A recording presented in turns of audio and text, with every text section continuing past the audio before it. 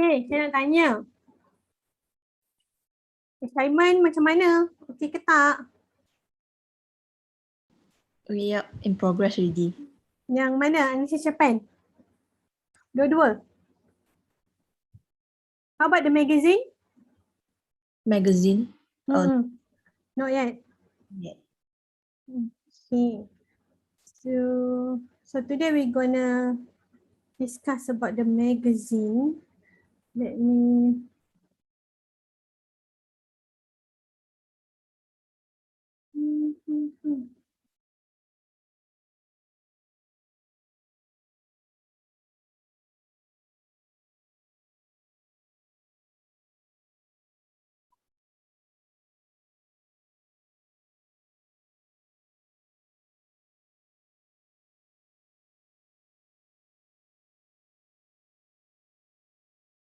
apa akan jadi chief invigilator? Chief invigilator pula dah.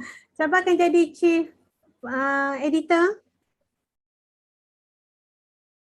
Have you find out? Dah tengok ke belum? Cikgu, we haven't discussed yet. We haven't discussed yet. Yeah, because we're doing other work also, so like we've got no time to discuss. Sorry, Okay. Cikgu. So this one will due on week 13. Okay. So this is as a group assignment, not only the small group. This is the whole group. So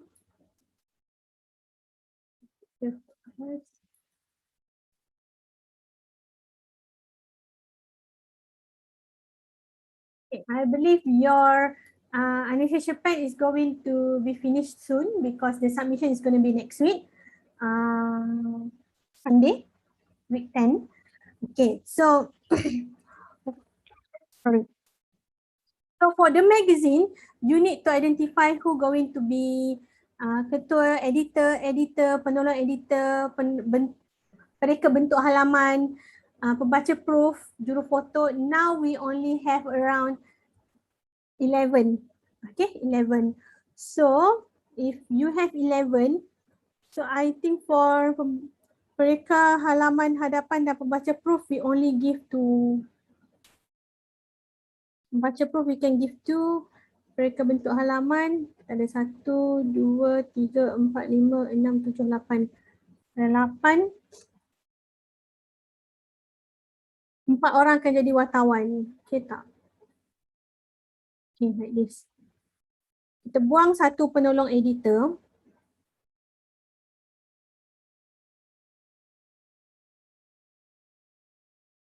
So you're gonna have only ketua editor. Letak kat sini penolong editor.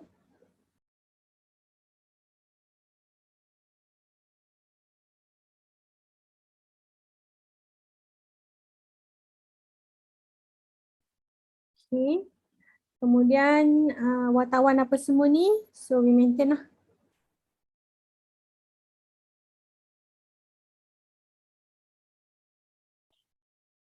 Okay. So this is the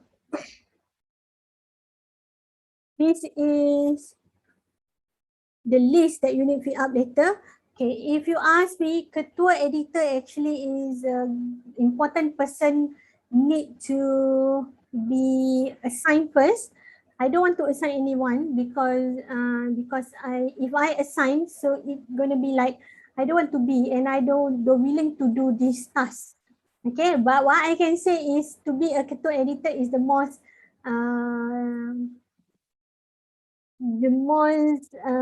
I think easiest things because you don't need to find any story, you don't need to write any story, you need to oversee and make sure all the documents in place and also everybody do their part. That's the ketua editor. So if anything that come to you like the write-up, like the photo, ketua editor and also penolong editor need to see in with that person which is juru foto or mereka bentuk halaman to discuss together either the photo is okay or not. either the magazine, the outcome is good or not. Let me try to find last semester for magazine. Dia ke tak?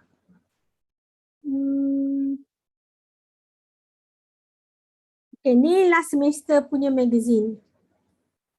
2020 March semester buat tentang Malaysia pasca COVID-19. Your team is going to be mental health issue kan? Kesihatan mental. So, ini yang dia buat. Isi kandungan.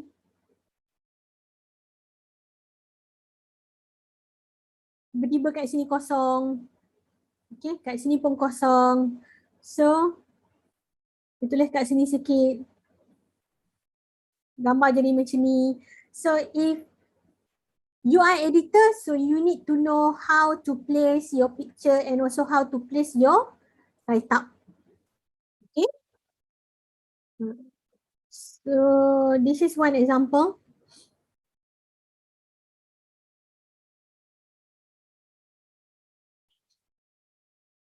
This is another example. This is Malaysia pasca COVID-19. This is the cover page. They do something like this. Quite nice. Okay. And then here the isi kandungan. They put isi kandungan here and here because like dua kan dalam satu like a magazine. Tengok tak? Nampak tak kalian sebut macam ni? So ni adalah majalah yang dia buat. So nampak tak macam majalah sikit compared to the other one. So untuk buat benda ni, to ensure these things happen, mereka bentuk halaman. If you don't know how to design, you can use Canva. This group, if I'm not mistaken, they use Canva. This all actually Canva punya design. So you can just go in and also decide which design that you want, and also you can create your own. Okay, so what they have here, so they have isi kandungan. That's the important things that do have. Okay, kemudian they have isi kandungan as well. You can put the isi kandungan to 1 to 2 page lah. Macam ni banyak sangat lah. Like normally when we read the magazine, it's going to be like 2 page kan. Okay. Ini catatan ketua editor tak perasan. Bukan kedua. Kedua means 2. Ketua editor. So, maybe something like this. So, ini adalah macam notes from the editor. So, ada kat sini sikit. Kemudian, they give artikel-artikel berkaitan dengan impak terhadap negara dan masyarakat. So, ada picture and also ada topics. Okay.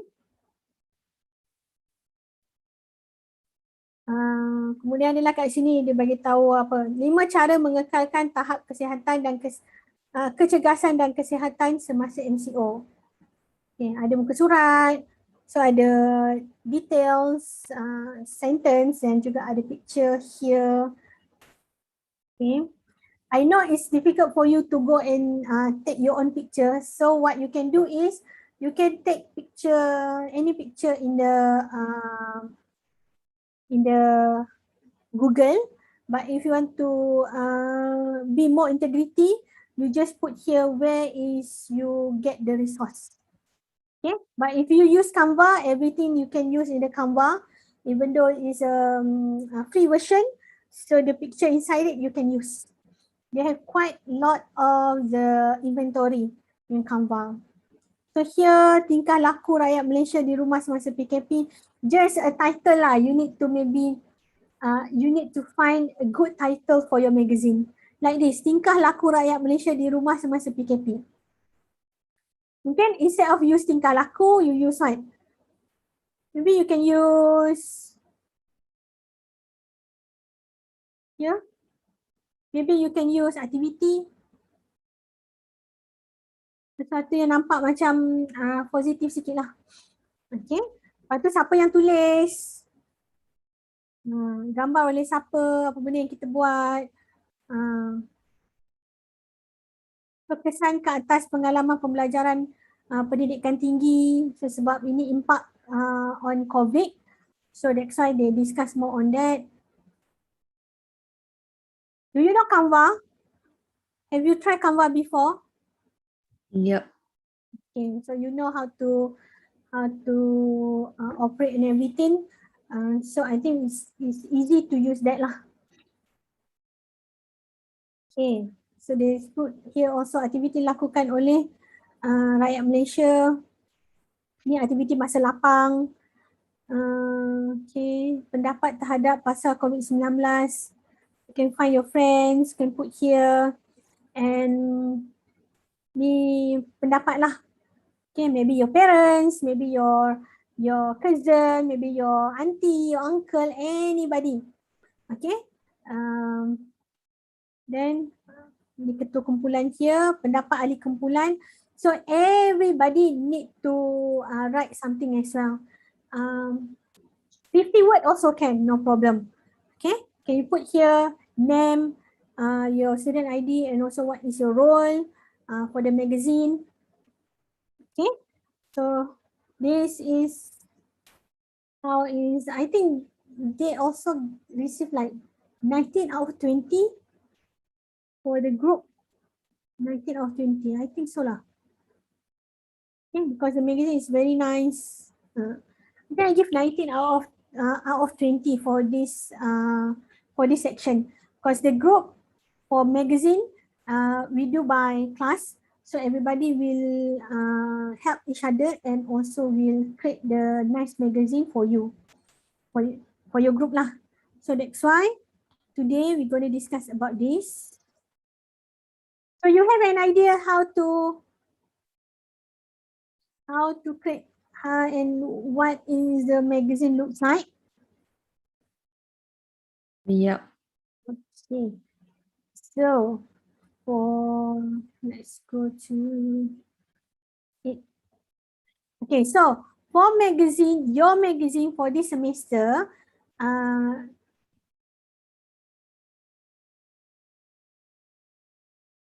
okay, this task will bring the weightage is 20%. So everybody will get a same mark.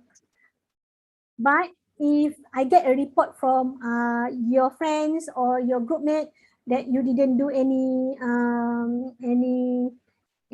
task, or you didn't able to deliver how they expected you to deliver, and they report to me, and then I will half your marks to I will cut your mark to half, 50% lah. If you get 19, so I will give only like berapa? 18, 17, 18.5. Jadi I will cut your mark, okay? But I will ask you first. If you say, yeah, I didn't do anything apa semua, and then, yep, I cannot give the same marks with others because of you like you cannot deliver the task, and actually you put everybody on the difficult situation. Okay, so we don't have any editor. We only have penolong editor, pereka bentuk halaman, baca proof, juru foto, and also penulis. So you need to write in Bahasa Melayu, the whole in Bahasa Melayu. Please try to avoid to use maybe English word ke, Chinese word ke. Kalau you nak guna, you can put in the bracket. Okay. Maybe some term that you want to bring into the magazine, so you need to highlight that word because that word is not the Bahasa Melayu word. So the theme for this magazine is kesihatan mental. So you can maybe find a few topics that you can include inside it. Okay, so the ketua editor we're going to discuss today also. Because later on, we know how the ketua editor will do the task lah. Okay, so you need to have subtopic, you need to have title and everything. So this is what you need to have in your magazine. So your magazine need to have muka hadapan berserta tajuk. For example, maybe you want to do a tajuk like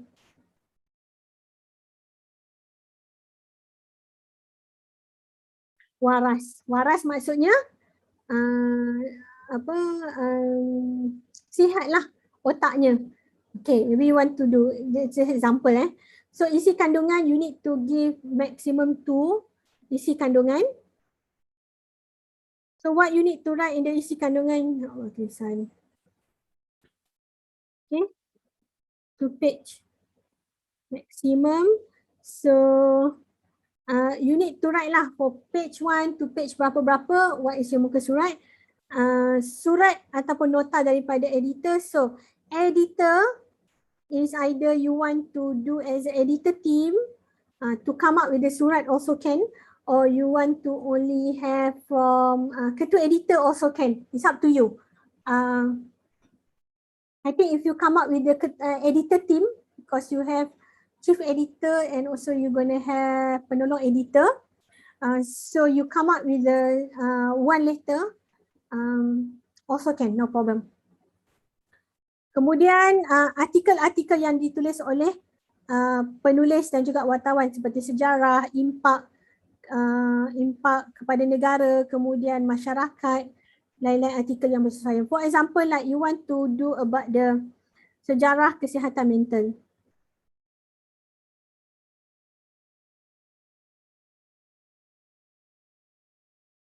You need to have the subtopic first. And then when you have the subtopic, so you can, the chief editor can assign this to wartawan and also penulis, so they can find materials and also can find what they need to write inside the topic. So for example, sejarah kesihatan mental. So maybe you can find in the any medical website, okay? If you don't have any books about mental health, or if you can go to the library, Teles library also can. Okay, impak kepada negara. If you don't have impak kepada negara, maybe you want to do something else. Fakta menarik kesihatan, fakta menarik mental. Okay, you want to do about the fun fact about our mental. So you can put here fakta menarik tentang mental. Okay, apa lagi? Okay, tulis itu cara-cara menjaga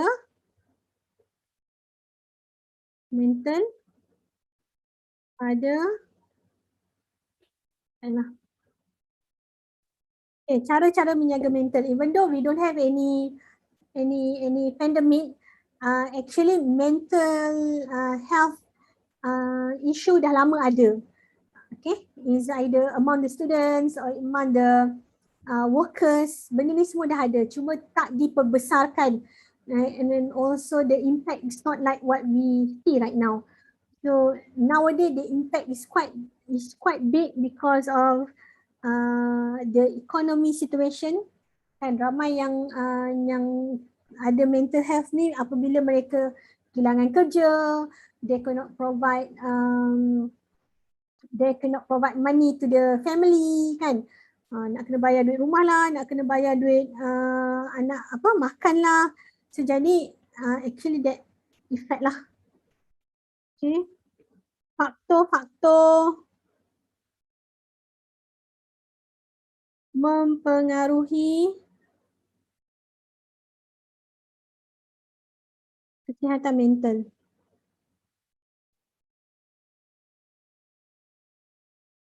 Awak boleh tengok dari segi medical and also non-medical.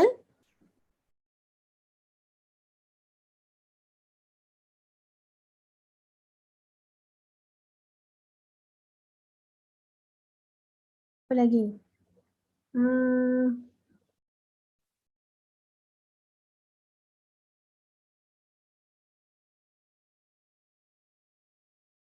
Impact ni maksudnya kesan tau.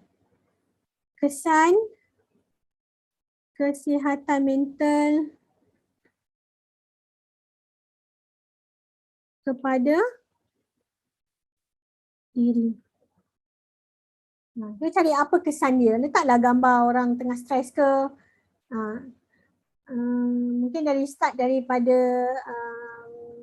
macam bila dia dah ada masalah kesihatan mental, that person want to macam apa, suicide ke, boleh letak dalam ni.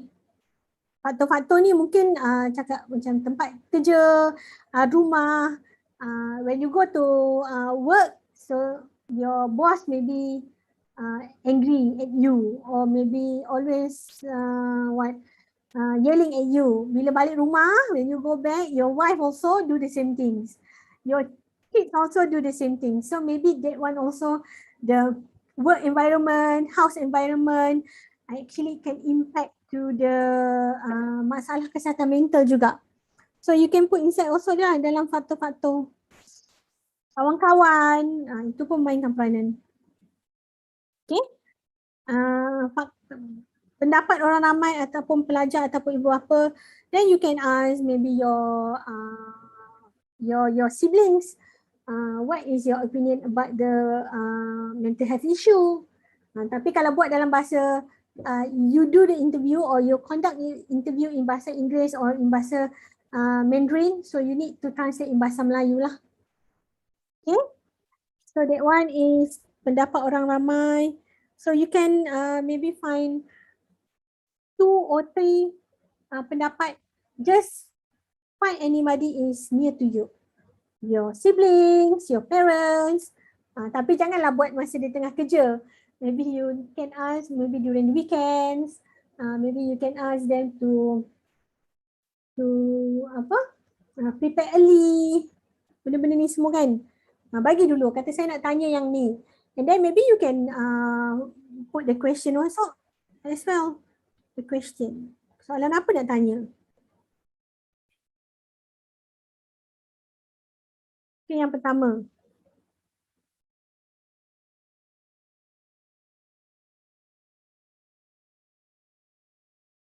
Apakah yang anda faham tentang kesihatan mental? Tadi pun tengok kan, ada yang bagi soalan, lepas tu dia answer je kat situ. Okay, second, apa lagi boleh tanya?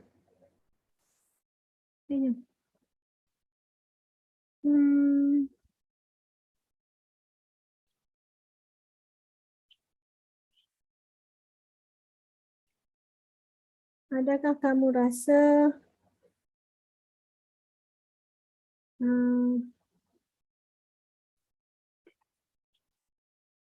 seseorang yang mempunyai masalah mental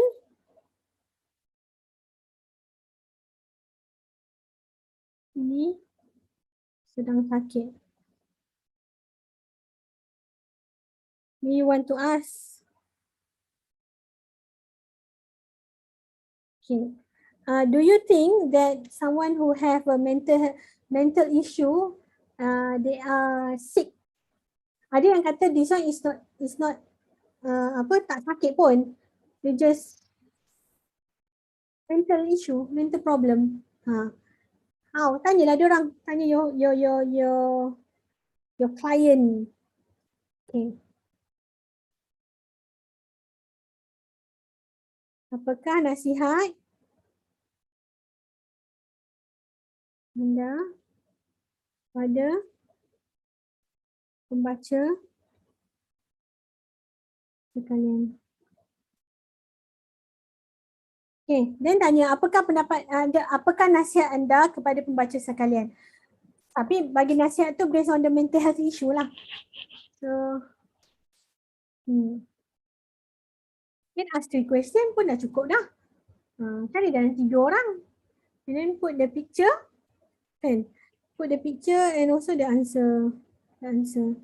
Letaklah picture lain. Okay, pendapat peribadi setiap ahli kumpulan. Okay.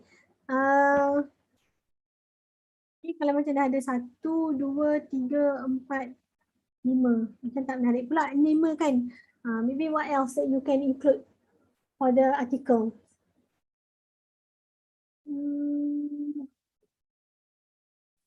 Mungkin boleh letak NGO, persatuan berkaitan, list down lah. Mental. Kesihatan mental.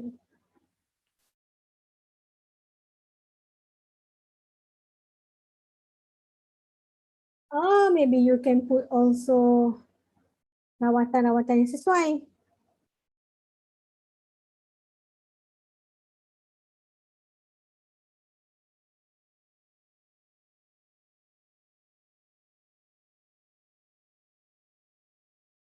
Okay.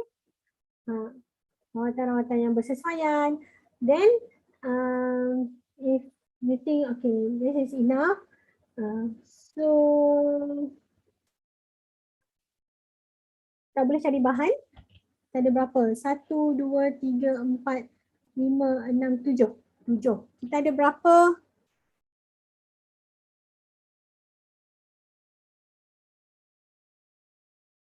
1, 2, 3, 4. Okey, kita ada 4 orang. Jadi setiap orang buat 2 artikel dan satu lagi artikel kita carilah. 1, 2, 3, 4, 5, 6, 7. Satu lagi mungkin nak cari tentang apa?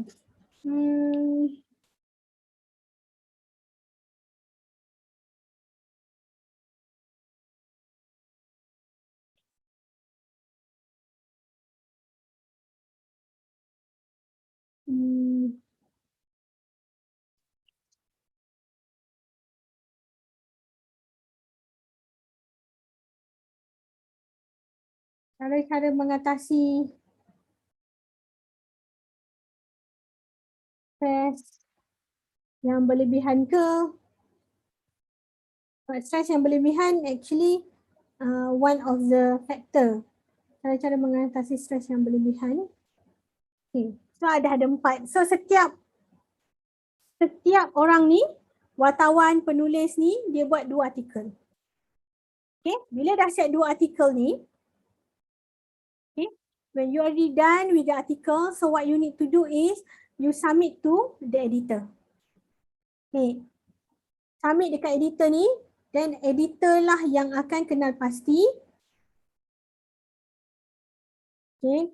Kemudian dia akan tengok balik artikel tu, ditulis macam mana, okey ke tak. Kemudian bincang dengan mereka bentuk halaman, how you want to put the article in the in the magazine. Do you need extra photo?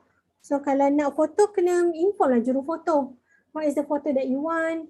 Do you want the magazines looks like very formal, or you want to make the magazine very colourful? So juru foto yang mainkan peranan juga untuk cari gambar-gambar yang menarik, and then you put everything in one PDF. Okay. Kemudian barulah bagi kepada pembaca proof. Okay, bagi kepada pembaca proof. Okay, this the person who do proofread, so you need to ensure there is no spelling error, there is no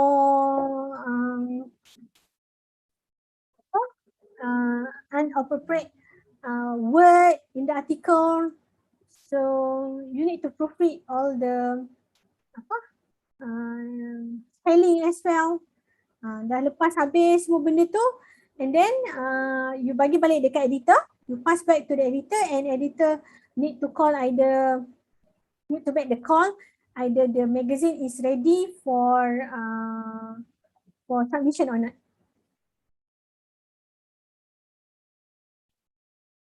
Okay, I think if everybody is here, we have 10 students in class. Okay, are you clear what you need to do for the magazine? Yeah, clear. So, who is going to be the ketua editor? So, kalau dah tahu ketua editor, senang lah sikit. I will ask the ketua editor je. Suen want to be ketua editor. Suen. Boleh Suen? Ya, cikgu. Okay, good then. So Suen is going to be ketua editor. So if you need any discussion with me, also you can ask me. No problem. Anytime. Okay, so the rest. Who's going to be penolong editor? Can I? Yeah, can. No problem. Okay. Link kan? Oh, seeing. Okay, who's going to be the pereka bentuk halaman? Someone maybe, I think Canva is the best lah. Canva is the best. I use Canva for quite a lot of things. So because if you use maybe PowerPoint ke, you need to create everything by your own kan. So kalau you buat Canva, you just pergi here, you cari mana ni magazine.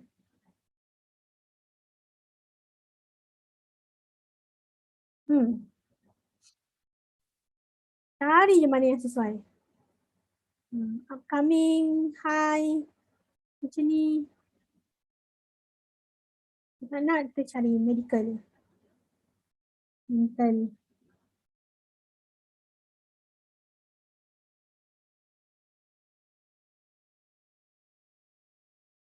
Macam ni ke, this one ke.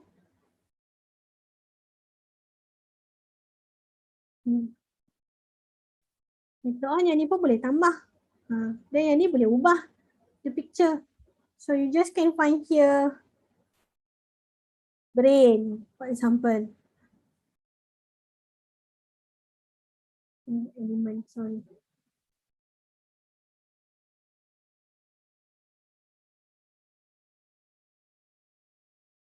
Put here like this.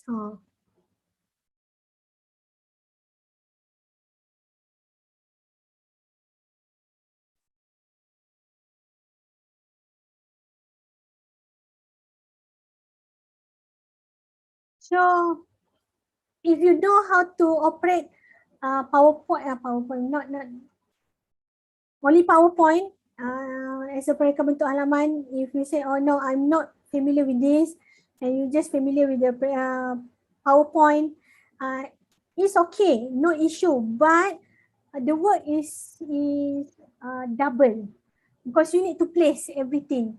So it's quite difficult lah. So that's why I think Canva is the best for you if you want to do instant magazine. Sekarang dah tak macam dulu. Dulu you need to create by zero kan. Okay, so Suen is going to be the ketua editor. So please answer to Suen if Suen need anything from you. Okay. The submission is going to be on week 13. Now is week 9. Next week is a submission for Analysis Japan. So for Analysis Japan, you have 3 in the room, how many groups that you have now? 1, 2, 3.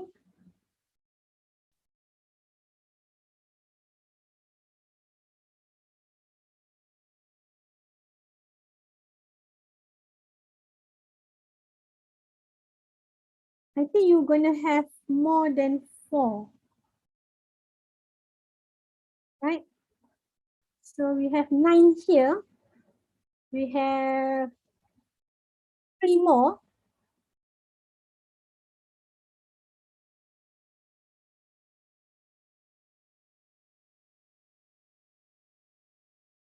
So this submission is going to be on next week by Sunday. So after that, you need to work on your magazine. So you only have week 10, 11, 12, 13, 4 minggu. Okay, 4 minggu for your submission, for your magazine, and I hope everybody will fill up as soon as possible. So Suen can liaise with that person directly. Siapa nak jadi pereka bentuk halaman? At least 1 person. Apa yang pandai design?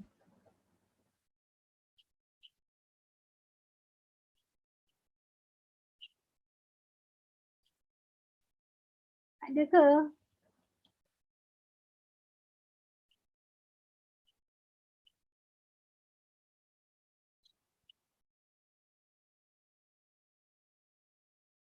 Okay. Apa Yap kata boleh jadi juru foto. Okay. So, juru foto dah ada.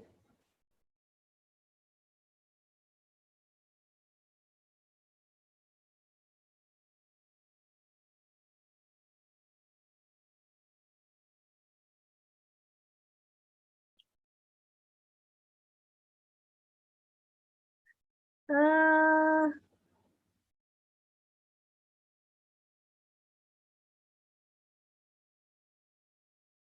okay. Yap. Siapa lagi? If you like to write, so you can be a writer. Delvin kata pembaca proof.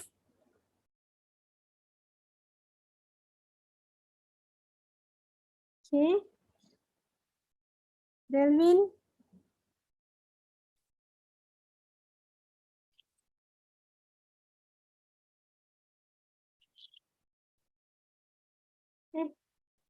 Silap letak.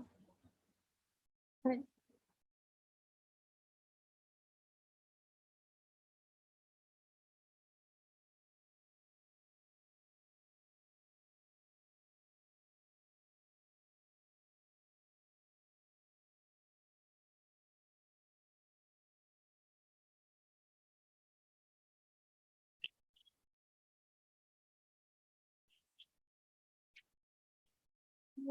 Okay. Shinzi kata mereka bentuk halaman. Okay. So yang penting kita dah dapat. So yang lain kita akan fill up, and if you don't want to choose, so you're gonna be a wartawan or penulis. Okay. One more spot for mereka bentuk halaman dan juga pembaca proof. One more spot for pembaca proof, mereka bentuk halaman. Jacqueline.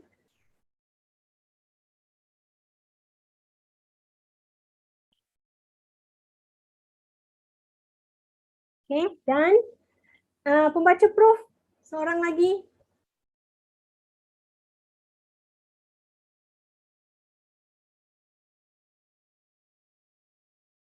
I ask you to choose, but if you didn't choose, so you're going to be wartawan or penulis lah. So you need to write up and send to Suen as the editor.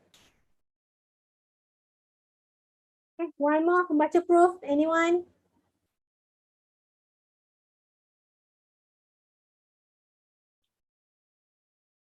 Okay, Kai Hang. Ong Kai Hang kan? Yap Kapu kan?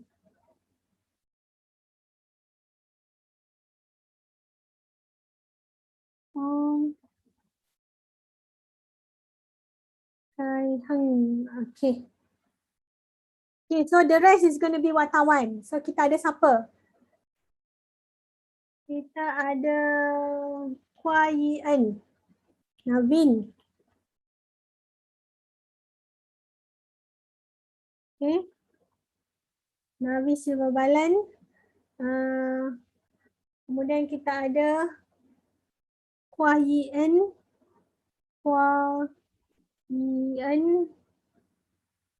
Kemudian kita ada siapa lagi?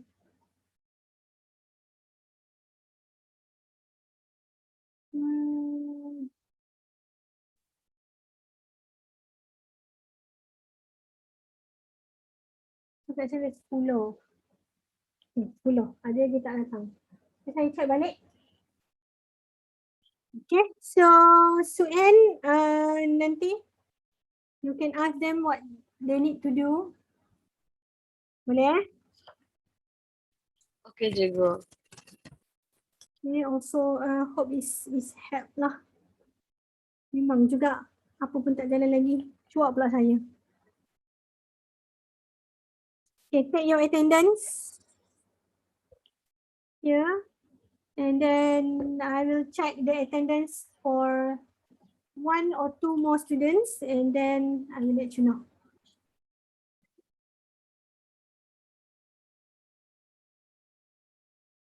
Okay, rest. And we come back in 9 minutes 43 seconds.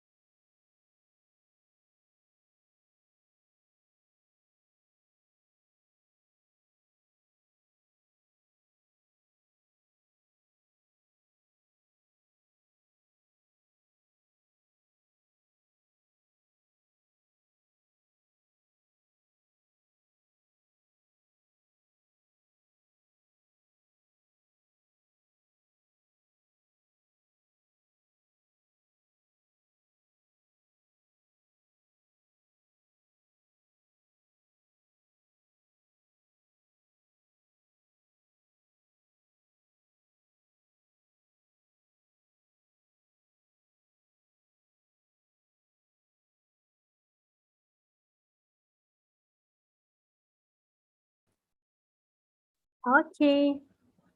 So can we continue?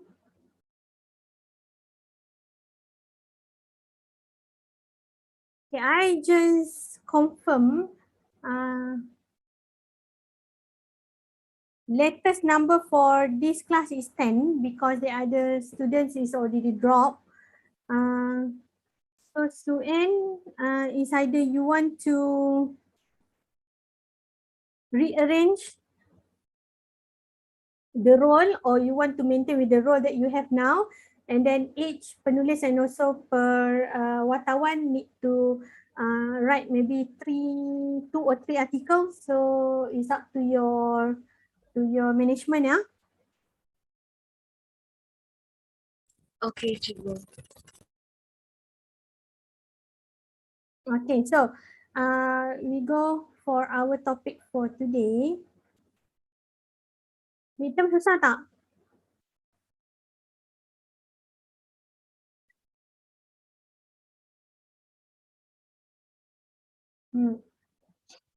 So untuk minggu ni kita akan belajar tentang laras dan juga variasi bahasa Melayu. Okay, apa itu laras dan apa itu variasi? What is laras and variasi? Anyone know? Laras and variasi. Laras is different things and variasi actually are different things.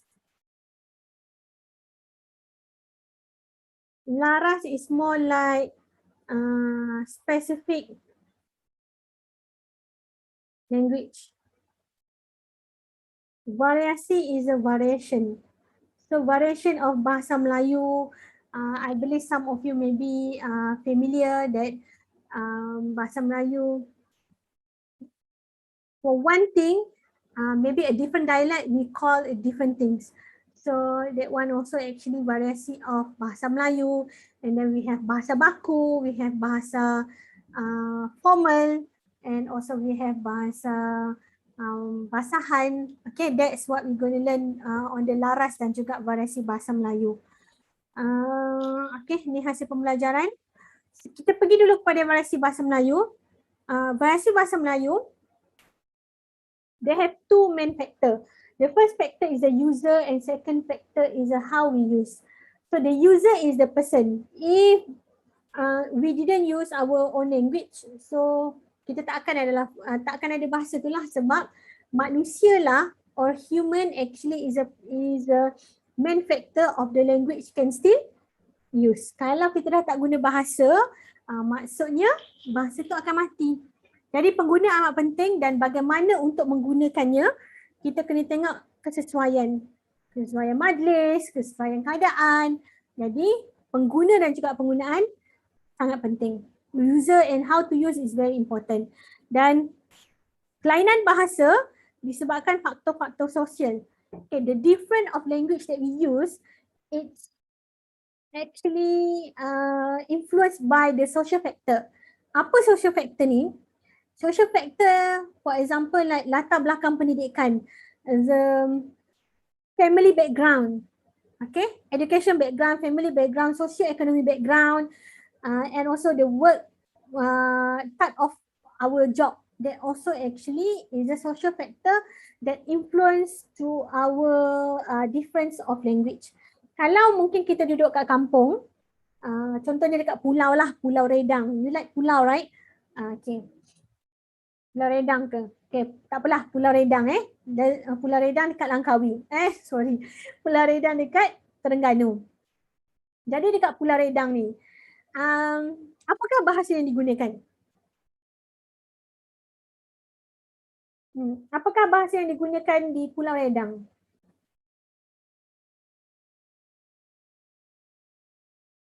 Siapa tahu tak? Bahasa apa yang digunakan?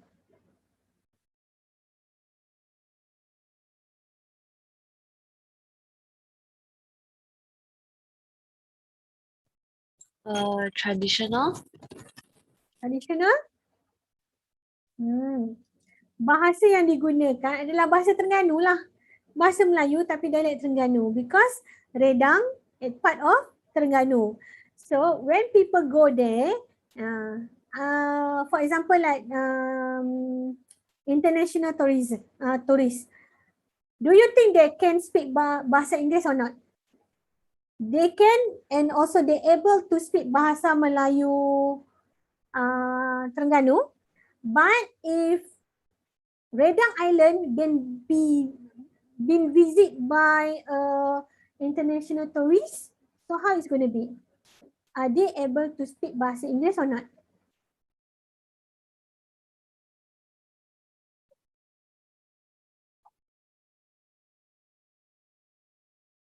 They are able to speak bahasa Inggeris even though a simple English because jenis pekerjaan mereka. Okay, their own job. For example like bawa boat. Okay, pemandu boat lah, a boat driver. So if the tourists cannot speak English, cannot speak bahasa Melayu, so they need to speak English. So that's why maybe the boat driver is more competent, English competent compared to others. Kalau kita duduk kat bandar, in the bandar, bandar area ni, kawasan bandar ni, mungkin latar belakang tu mainkan peranan penting. Mungkin dia ada SPM, orang ni ada degree. Nampak tak ada perbezaan? Kita kena tengok juga dari segi pekerjaan. Adakah yang level SPM ni kat mana dia kerja? Level degree ni kat mana dia kerja? Kalau level SPM kerja dekat syarikat guaman, lawyer company, tapi yang level SPM ni kerja dekat McDonald's. So, they have a different usage of bahasa. Tak sama lah kan? Jadi, kalau kita nak tengok variasi bahasa tu sebenarnya banyak dipengaruhi oleh cara kita guna. Okay. Dan variasi bahasa ni juga kita dapat lihat berbeza mengikut negeri-negeri yang kita ada. Contohnya kita ada negeri Terengganu, kita ada Kelantan, kita ada Kedah, di mana mereka ini ada dialek tersendiri. Kita ada dialek Kedah, dialek Kelantan, dialek Terengganu. So they have their own different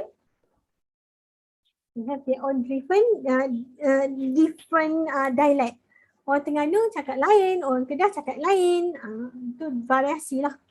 Jadi variasi bahasa ni dari segi penggunaan tu dialek apa yang digunakan. Dan ideolect. Ideolect ni our own characteristic. Kemudian kita ada penggunaan iaitu dialek social. Mana kita nak tengok dan kita guna dialek social ni dalam kehidupan kita. Jadi kita pergi satu-satu. Bahasa baku, kita ada bahasa baku, bahasa formal, bahasa tak formal, bahasa istana, bahasa kasar, halus, bahasa Han. Pasar, selanga, dialek, pidgin dan juga krol. Di mana bahasa-bahasa ini ataupun jenis variasi bahasa ini berbeza mengikut tempat. Okay. Different situation, different usage of variation of language. Okay. Kalau pergi meeting dekat company yang besar, so you cannot use bahasa kasar because that one is bahasa tak elok. Okay. You need to use bahasa formal. Jadi kena tahulah situasi. Okay, yang pertama kita tengok dulu bahasa formal. Apa itu bahasa formal? Bahasa formal ialah bahasa yang digunakan untuk tujuan-tujuan rasmi. So for official contact only. Jadi kalau bahasa formal, if you want to know, it's the way that we use for the formal speech. Okay, and also formal write-up. Itu adalah bahasa formal. Jadi kalau kita nak bercakap, kita kena gunakan perkataan yang sepatutnya. Kita tak boleh nak buat short form. Kita kalau nak tanya soalan, kamu tinggal di mana? Encik hendak ke mana? Bolehkah saya bertanya? So kalau dekat sekolah, cikgu-cikgu kena guna bahasa formal untuk ajar. Tak boleh guna bahasa dialek, tak boleh guna ni sebab takut ada yang tak faham. Jadi bahasa tak formal biasa kita tanya, kamu tinggal mana? Kita tak tanya, kamu tinggal di mana? Tapi untuk bahasa tak formal, yes, kita ada singkatan. Penggunaan kata panggilan yang rasmi, contohnya kita kena guna title. Kalau orang tu ada datuk, panggillah datuk. Kalau orang tu ada doktor, panggillah doktor. Kalau orang tu tak ada pangkat, panggillah tuanku. Panggillah tuan, puan. ataupun encik ataupun cik. Kalau tak tahu dah lah bujang ke, apa, is married ke, not yet, you can use tuan and also wan. So it's equal. So no one will offended with that. Okay, tuanku for example, that your friends is the royal people. So you can ask, you can use word tuanku. You can call yourself as saya, a person in front of you is kamu. Okay, so please use the proper pronouns. Tak boleh guna aku, tak boleh guna engkau. That one for informal situation. Okay, bahasa baku dan juga bahasa formal, the only difference is pronunciation. Okay, kalau bahasa baku pronunciation ni adalah lebih betul. Seperti kita baca dan kita pronounce dengan betul. Kita tak sebut bahasa, kita sebut bahasa. Okay, nasi, kita tak sebut nasi, kita sebut nasi.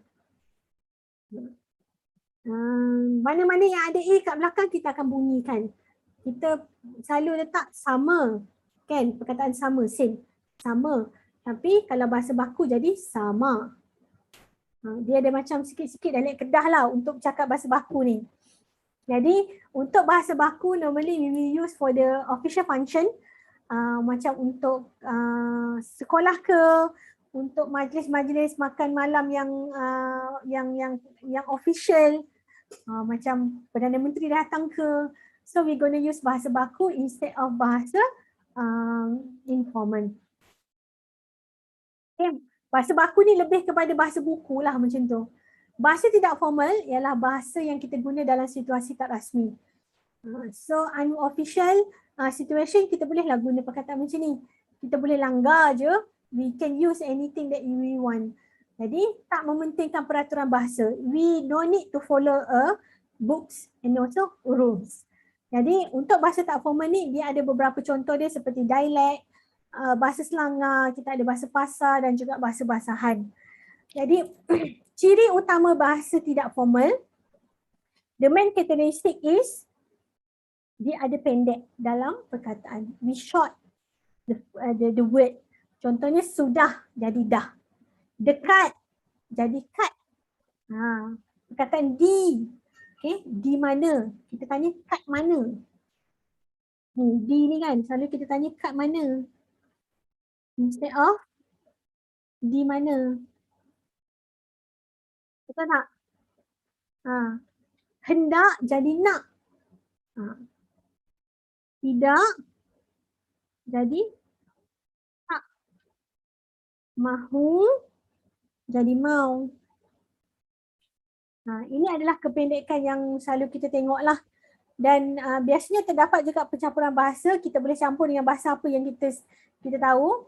Saya tak boleh janji akan datang majlis you bukan dating . Okay, tapau boleh tak? Aneh bagi teh tarik undang. Jadi dekat sini tengoklah ada yang campur bahasa Melayu, bahasa Tamil, ada yang campur bahasa Cina, bahasa Melayu. Even though kalau tengok dalam bahasa Tamil pun orang akan cakap dia akan campur bahasa English sikit. Dia akan campur bahasa Tamil dengan bahasa Melayu sikit. Ada juga yang dia campur bahasa Tamil dengan bahasa Cina. Itu yang berlaku sebab kita akan campur-campurkan bahasa. Like my friend said, I'm not sure that you know Mr. Fong Kinyak. He said that if you not rojak-rojak the bahasa, you're not a Malaysian. I believe this is what you do as well. Okay, bahasa istana. Apa itu bahasa istana? Bahasa istana is focus on the royal people only. Jadi if you are not from the royal family, you cannot use a certain term. Okay. Mostly kita ada certain term untuk pronouns. Kita ada different kosakata juga. Dia ada rules of the grammar dia punya sendiri. Part of speech dia pun akan ada berbeza daripada apa yang kita guna. Contohnya macam perkataan anugerah. Anugerah is a award kan. Tapi dalam bahasa istana, ni bahasa istana dia guna pemberian. Terbalik. Ini bahasa istananya. Pemberian kita bagi kepada seseorang tu dia sebut anugerah. Kita sebut tidur, dia sebut beradu. Kita kata sakit, dia kata gering. Dia kata gering. Kita kata meninggal dunia, tak, dia kata mangkat. Makan, dia kata santap. Okay, itu adalah beberapa perkataan daripada bahasa istana yang mana sekarang ni pun dah tak ramai orang istana sendiri guna.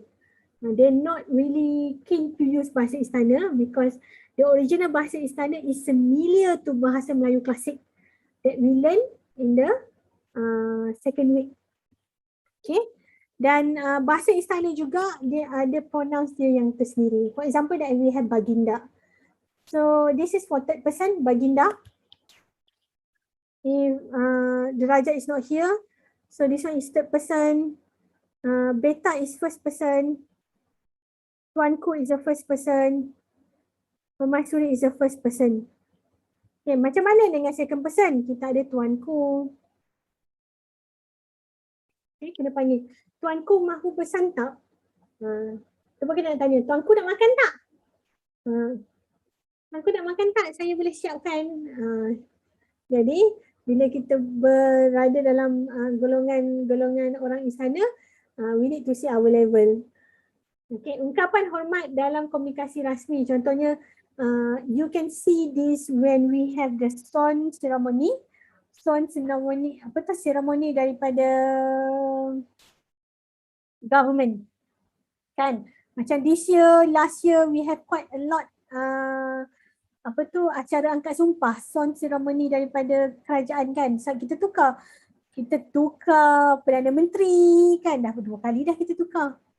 Okay, jadi to be polite, okay, to keep your manner, you need to say menjunjung kasih tuanku. Ampun tuanku, saya ingin bertanya. Ampun tuanku macam maafkan saya lah. Maafkan saya nak tanya sikit.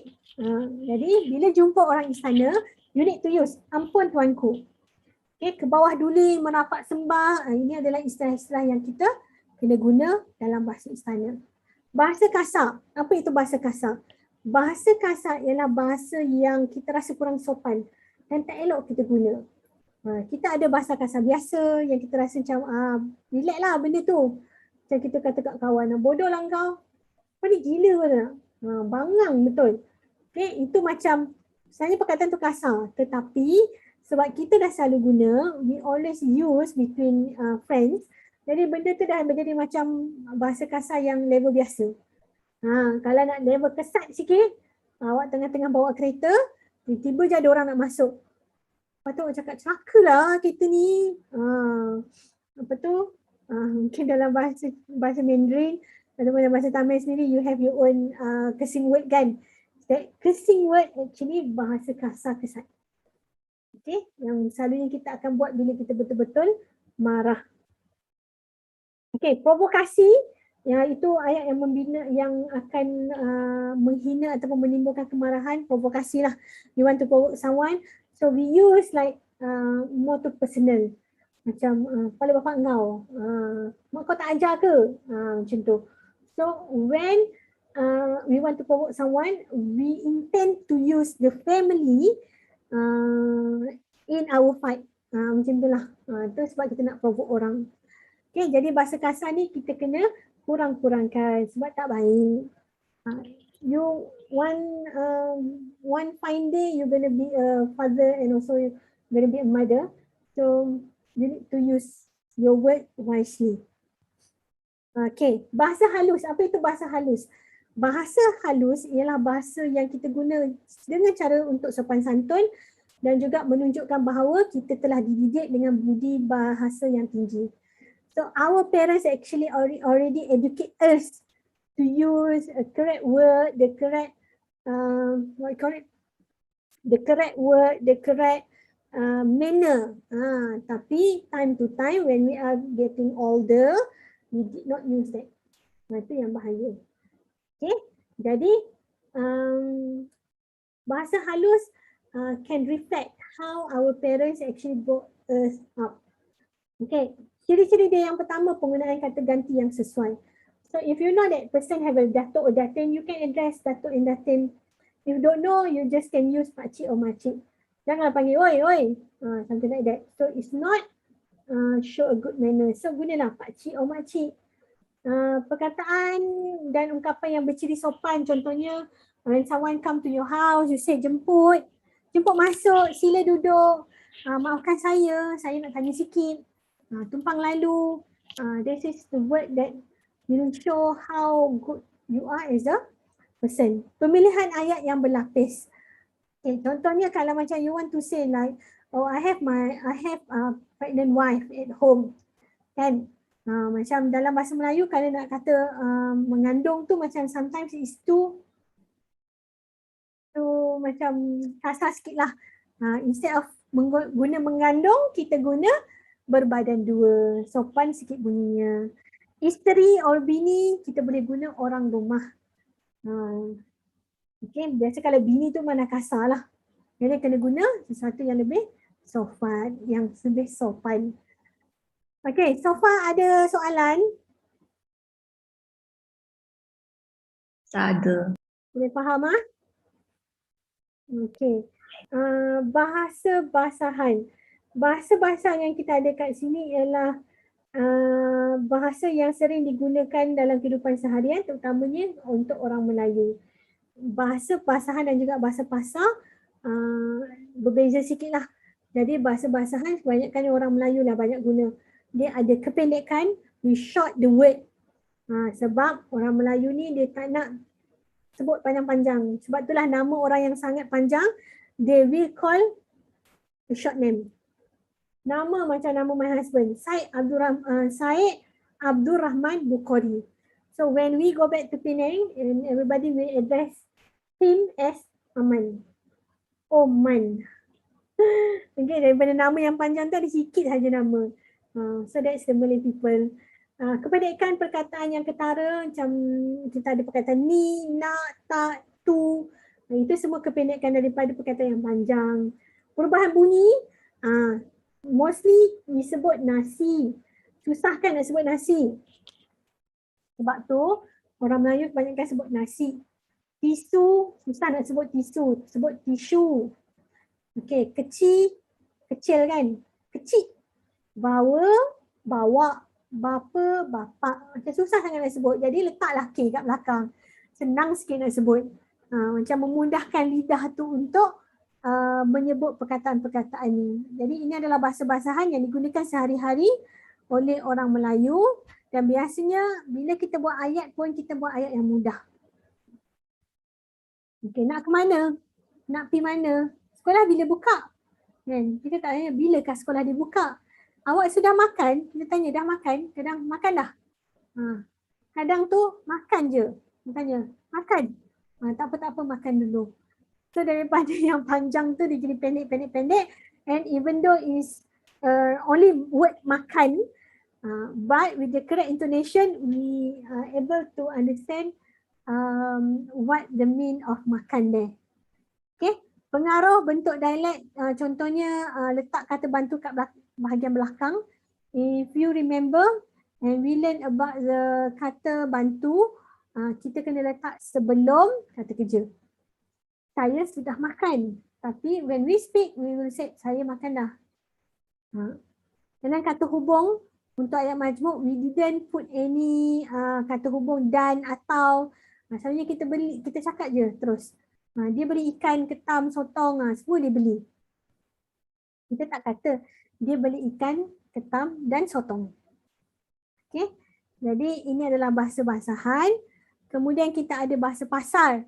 Di mana bahasa pasar ini banyak digunakan oleh orang yang berlainan kaum. Contohnya kaum Cina cakap dengan orang Melayu, kaum Cina cakap dengan orang India. Dia akan ada perbezaan sedikit. Sebab bahasa pasar actually derive from dasar pecah dan perintah yang berlaku pada zaman British dulu. This is because semasa zaman British, each race we replace in a different location. Contohnya macam orang Cina di Lombong, orang Melayu di kampung, orang India di kawasan estate. So kat mana dia nak jumpa? Mereka akan jumpa di kawasan pasar. Sebab tu kita panggil bahasa pasar. Dia akan jumpa pada hari Ahad di kawasan pasar dan mereka akan cakap lah bahasa yang senang. If I'm Chinese and I want to speak to the Malay, what language that we can use? Bahasa Melayu, senang sikit nak belajar daripada bahasa lain. Jadi mereka menggunakan bahasa Melayu tapi diorang tambah sikit dengan dialek diorang sendiri. Jadi sebab itulah kata dekat sini nombor 1 tu, penggunaan kata ganti nama diri. Gua, kita orang, lu, yang ni bukan original word from bahasa Melayu tau. Sebab dia guna daripada bahasa Cina. Kemudian masih lagi digunakan sampai sekarang untuk golongan-golongan naik motor. Okey, mak lempik. Pengabaian penggunaan kata penjodoh bilangan, patutnya macam kita kata satu sekaki payung. Dia tak sebut sekaki payung, dia kata satu payung je. Lu beli setengah ayam mana cukup? Setengah ekor ataupun setengah kilo ayam. Dia dekat situ dia mana-mana yang dia rasa tak sesuai tu yang tak perlu tu dia just drop. Okay, mengabaikan hukum DM, sepatutnya kereta api instead of api kereta. Makan nasi instead of nasi makan. Ini orang sepatutnya orang ini. Kita kena tengok apa yang kita nak terang dan apa yang kita nak menerangkan. Satulah bila kita macam I think yang paling hebat sekali orang akan tengok pisang goreng pisang kan. Mana satu paling betul? Goreng pisang atau pisang goreng?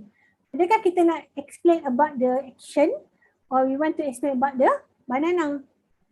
Sebab tu dia jadi pisang goreng instead of goreng pisang. So goreng pisang is something like you actually doing the action. Saya menggoreng pisang. Saya pisang menggoreng. Tak jadilah. Jadi pisang goreng atau yang betul goreng pisang adalah yang salah. Okey. Bahasa pasar kat sini ya. Yang terakhirnya tidak mematuhi tata bahasa Melayu. Dia akan cakap je, I don't care about the rules and regulation semua. Untuk tata bahasa saya cakap je. Ikan itu banyak mahal. Jangan bilang sama dia. Kasih tahu sama saya. Sini Malik. Okay. I did experience this when I go back to Penang last week. When I want to speak to my grandmother-in-law. So my grandmother-in-law first language is Tamil. I cannot speak Tamil. Even though I try to learn, I can just understand a few words, something like that, but I cannot reply. And it's difficult for me to reply. And then my grandmother-in-law, when I speak in the normal sentence, in bahasa Melayu, dia tak boleh faham. Dia tak boleh faham. Saya dia tanya my husband, apa dia cakap? Apa dia cakap? Tak ada faham. Dia cakap macam tu. Jadi, bahasa pasar ni akan berlaku apabila our first language, our native language is bahasa Cina, bahasa Tamil dan bahasa lain-lain. Not a Malay. Itu adalah bahasa pasar. Bila kita cakap, dia akan jadi tunggang langgang. Saya kena cakap dengan dia, Tok Ma sini makan. Tok Ma, sini tidur. Dia kena cakap macam tu. Dia tak boleh cakap macam mari sini. Datang sini makan. Sana letak. Macam tu lah. Jadinya dia punya structure ayat tu dah berbeza sebabkan bahasa pertama dia adalah bahasa Tamil. But it's a nice experience to speak with elderly with that kind of bahasa pasar. My husband pun dah gelak-gelak kat I. Sekarang cakap pun dia cakap lain lah, dia kata. Okay, dan bahasa Selangor. Apa itu bahasa Selangor? Bahasa Selangor or in English we know as slang, okay, adalah bahasa golongan tertentu sahaja. It's only for a few people, a group. Okay, kita kata group lah, not people. A certain group. Kenapa certain group? Kerana bahasa Selangor normally will not last forever. Macam bahasa pasar tadi, kita akan nampak dia last. Dia last forever lah, not last. Last forever because bahasa pasar daripada Darjah British lagi dah ada. Bahasa Selangor ni, when I grow up, my bahasa Selangor is different with your bahasa Selangor. My slang totally different. Your slang is, oh my God, I cannot understand. I saw one video in YouTube, and that YouTuber actually do a challenge about the slang. So it's very difficult to understand your slang. Jadi selangar ni sebenarnya dia tak kekal lama. It's not last lasting. Dia akan mati bersama-sama dengan kumpulan tersebut. Dulu we have a group named Mat Rockers. Okay, apa ni Mat Rockers? Mat Rockers ni adalah grup yang suka lagu rock. Dan mereka sangat suka-suka macam simpan rambut panjang. They really like the rock world. Okay? Dan nowadays we don't have anymore. Sebab benda tu dah tak ada. Jadi bahasa selangarnya pun mati bersama-sama. Jadi bahasa Mat Rockers dulu ni bahasa dia macam tangkap cintan, kacang, bahasa tua. Awet we still guna until now. Tapi macam yang lain-lain ni macam dah makin lama makin kurang digunakan. Sebab Mat Rockers ni dah tak ada. Okay, itu adalah bahasa selangar. Kemudian kita pergi kepada pidgin. Apa itu pidgin? Pidgin ini adalah bahasa yang, istilah bahasa yang dihaskan untuk baba dan nyonya. It's only for baba and nyonya. Pidgin and crone. Okay, pidgin ni kita kata macam bahasa pasar lah untuk baba dan nyonya. Di mana dengar tak? Di mana bahasa pidgin ni akan menggunakan pencampuran kod antara bahasa Cina dan juga bahasa Melayu. Okey, sebab baba dan nyonya ni mengamalkan bahasa budaya Cina dan juga budaya Melayu dalam kehidupan mereka kan. Then bahasa pidgin ni dia menggabungkan bahasa Melayu dengan bahasa Cina, dan pidgin tu hanya untuk bahasa baba dan nyonya, macam bahasa pasar. Manakala Creole ini adalah bahasa yang diangkat ataupun yang dikatakan ada standard dia tersendiri, di mana kita kata macam bahasa formal kita lah untuk bahasa baba dan nyonya. Dia dah ada struktur bahasa dia sendiri dan dah ada penutur jati dia sendiri. Okay, itu untuk Creole. Contoh dia bahasa baba dan nyonya di Malaysia. Kita tengok pada dialek. Yang seperti saya kata tadi, dialek ni banyak sangat dekat Malaysia. Kita ada 13. Tapi kalau kita tengok dekat Indonesia, bahasa Melayunya lagi banyak lagi ada dialek-dialek yang lain. Okay. Sebagai contoh, kita tengok ada perkataan ataupun bahasa dalam dialek yang bila kita gunakan sama je maksud, tapi perkataan je lain.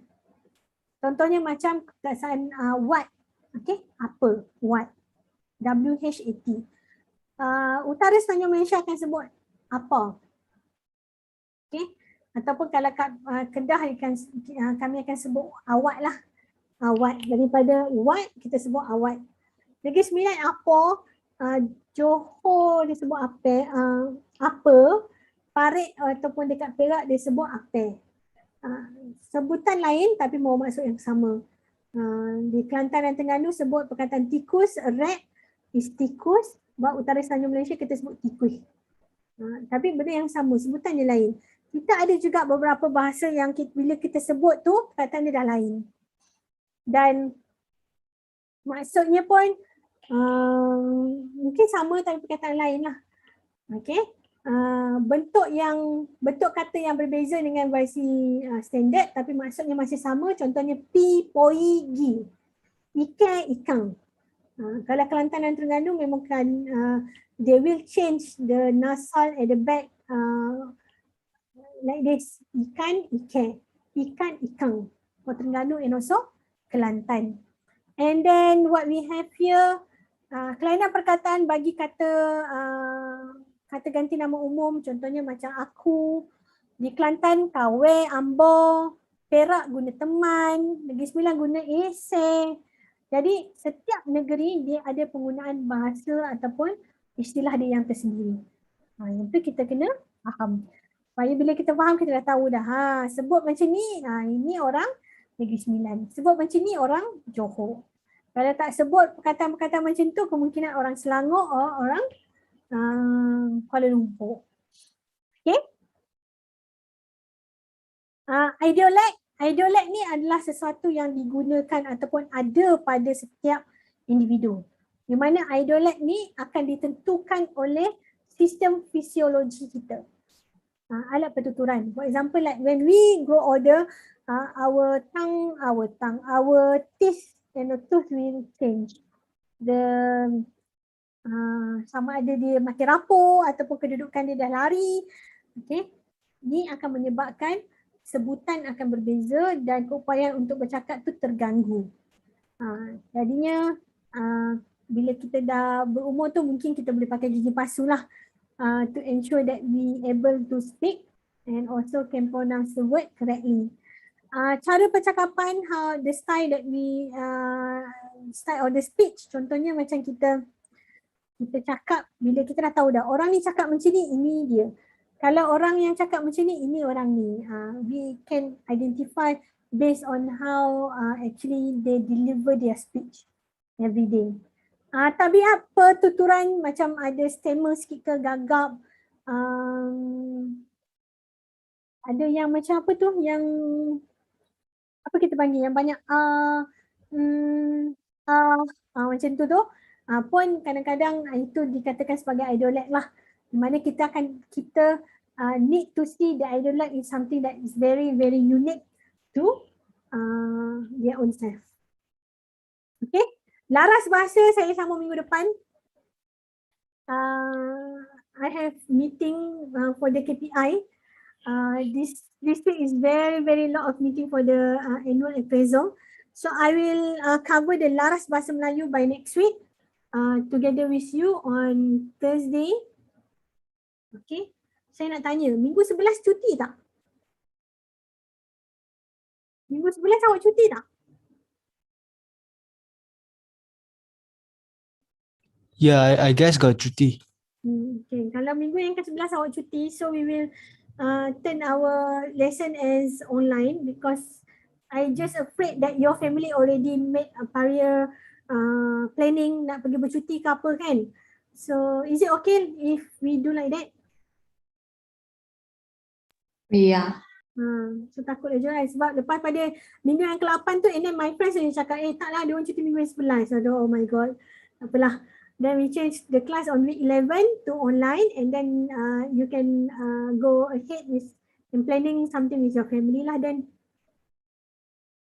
Okay, so kita jumpa minggu depan untuk laras bahasa Melayu dengan topik yang seterusnya. Then I looking forward to see your submission for Administration Japan on Sunday next week. Okay? Thank you, Miss. Thank you everyone. Satu lagi nak tanya. Everyone is here. How is your Administration Japan progress? Is already everybody done or ada yang baru nak buat? Almost done, like 80%. 80% done. Any other group not yet done? Maybe 20% or 30%? Ada tak? Because if you have a group like not yet finished, maybe 20 or 30%, we have Navin here, don't have any group. So if you can allow him to join your group, it will good lah. But if you already like towards the end dah nak siap, but no choice lah Navin, you can need to do by your own. Any group? Semua dah nak siap lah maksudnya.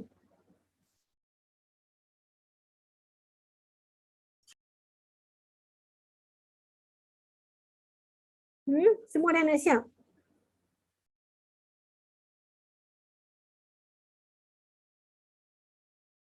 Okay. Baru nak buat, Delvin kata. So kalau Delvin baru nak buat, can you include Navin as well? Kapo kata dah 60% done. Delvin? My group have 3%. It's okay, it's only 1 more percent. Because ada 10 orang je dalam kelas ni. So tadi 999, jadi dia kena buat seorang.